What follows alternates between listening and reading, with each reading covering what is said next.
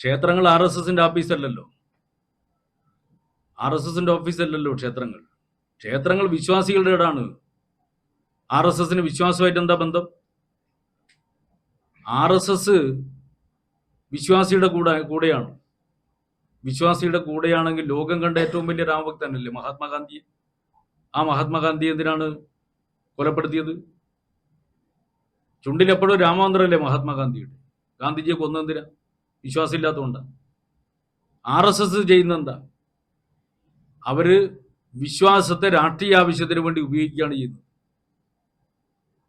അല്ലാതെ R S S ഏതെങ്കിലും വിധത്തിൽ വിശ്വാസവുമായി ബന്ധപ്പെട്ട ഒരു സംഘടനയല്ല.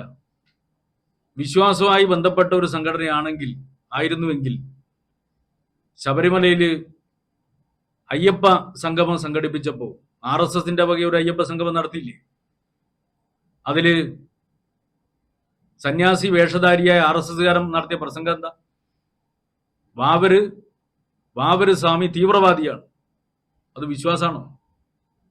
വിശ്വാസത്തെ രാഷ്ട്രീയ ആവശ്യത്തിന് വേണ്ടി ഉപയോഗിക്കുക, വിശ്വാസത്തെ ഉപയോഗിച്ചുകൊണ്ട് വർഗീയത ഉണ്ടാക്കുക, ആ വർഗീയമായി ജനങ്ങളെ ഭിന്നിപ്പിക്കുക, ജാതി ഉപജാതി സഖ്യങ്ങളെ വർഗീയമായി ഉപയോഗിക്കുക രാഷ്ട്രീയ ആവശ്യത്തിന് വേണ്ടി. അതല്ലേ ചെയ്യുന്നത്.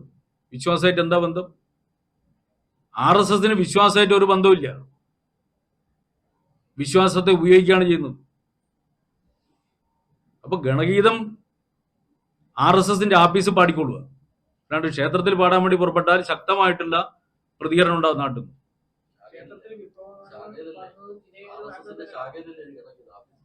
അതെ, ശാഖയില് അത് ആഫീസിന്റെ ഭാഗമാണല്ലോ ശാഖയൊക്കെ.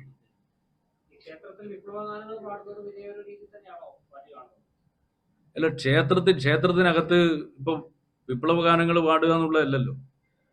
കേരളത്തിലെ ക്ഷേത്രങ്ങളിൽ നോക്കൂ, എന്താ കേരളത്തിന്റെ ക്ഷേത്രങ്ങളുടെ പാരമ്പര്യം? ഇവിടെയുള്ള പ്രത്യേകിച്ച് കണ്ണൂർ ജില്ല ഉൾപ്പെടെയുള്ള വടക്കേ മലബാറിലെടുത്ത് പരിശോധിച്ചാൽ ആ ക്ഷേത്രങ്ങളിലുള്ള തെയ്യങ്ങളായാലും അവിടെ ആരാധിക്കപ്പെടുന്ന ദൈവങ്ങളായാലും അന്നത്തെ വ്യവസ്ഥിതിക്കെതിരായിട്ട് പോരാടി രക്തസാക്ഷികളായവരാണ്. നിങ്ങൾ നോക്കിക്കോ, ഓരോ തെയ്യങ്ങളെയും വിശ്വാസത്തിന്റെ ഭാഗമായി കൊണ്ടാടുന്ന ദൈവങ്ങളെ എടുത്ത് പരിശോധിച്ചോ. അപ്പൊ ആ പാരമ്പര്യം ഉൾക്കൊള്ളുന്ന ജനതയാണ് കണ്ണൂരിലെ ജനത.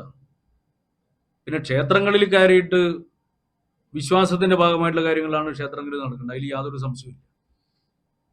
അതിന്റെ കൂടെയാണ് ഞങ്ങൾ. പക്ഷേ നിങ്ങൾ മനസ്സിലാക്കേണ്ടത്, നമ്മുടെ നാട്ടിൽ ക്ഷേത്രത്തിൽ എല്ലാവർക്കും പോകാനുള്ള അവകാശം ഉണ്ടായിരുന്നില്ല. എല്ലാവർക്കും ക്ഷേത്രത്തിൽ പോകാനുള്ള അവകാശമില്ലാത്ത ഘട്ടത്തിൽ വിശ്വാസിക്ക് ക്ഷേത്രത്തിൽ പോകാനുള്ള അവകാശത്തിന് വേണ്ടി സമരം ചെയ്തവരാണ് കമ്മ്യൂണിസ്റ്റുകാർ. AKജിയും കൃഷ്ണപിള്ളയും ഉൾപ്പെടെയുള്ള കമ്മ്യൂണിസ്റ്റ് നേതാക്കൾ എല്ലാവർക്കും ക്ഷേത്രത്തിൽ പോകാനുള്ള അവകാശത്തിന് വേണ്ടി സമരം ചെയ്തവരാണ്. ആ പാരമ്പര്യമാണ് ഇപ്പോഴും കമ്മ്യൂണിസ്റ്റുകാർ ഉയർത്തിപ്പിടിക്കുന്നത്, എല്ലാവർക്കും ക്ഷേത്രത്തിൽ പോകാനുള്ള അവകാശത്തിന് വേണ്ടിയാണ്.